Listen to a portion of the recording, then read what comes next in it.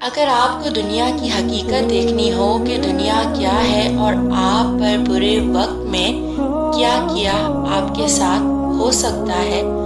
آپ درست ہوتے ہوئے بھی ستائے جا سکتے ہیں، آپ کو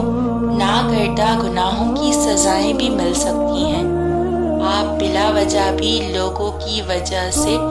اپنے قریبی رشتوں سے جدا ہو سکتے ہیں، آپ لوگوں کی حسد کا کس قدر شکار ہو سکتے ہیں، آپ کے اپنے آپ کو کس قدر تکلیف دے سکتے ہیں،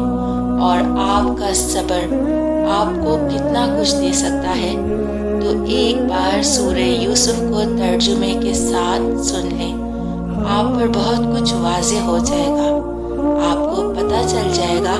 دنیا کس حد تک گر سکتی ہے، آپ کے اپنے سگے رشتے دار آپ سے کس قدر حسد کر سکتے ہیں، آپ کو بنا کسی گناہ کے بھی کنویں میں ڈالا جا سکتا ہے،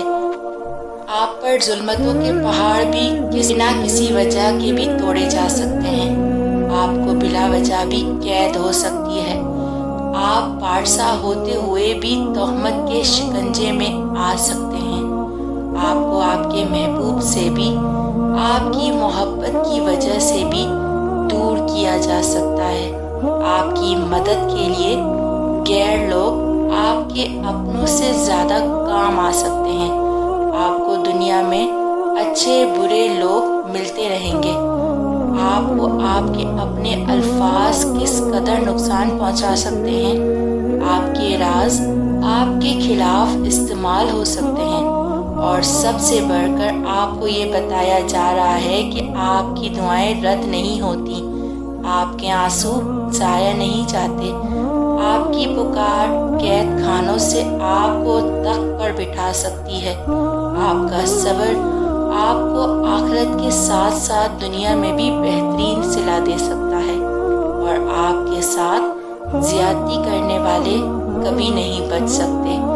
آپ کی آنکھوں سے نکلے آنسو کا کفارہ ہو کر رہتا ہے، اور آخر میں یہ بات کبھی نہ بھولیں کہ یوسف اور آپ کا رب ایک ہی ہے، اور وہ آپ کو کبھی بھی تنہا نہیں چھوڑتا، بس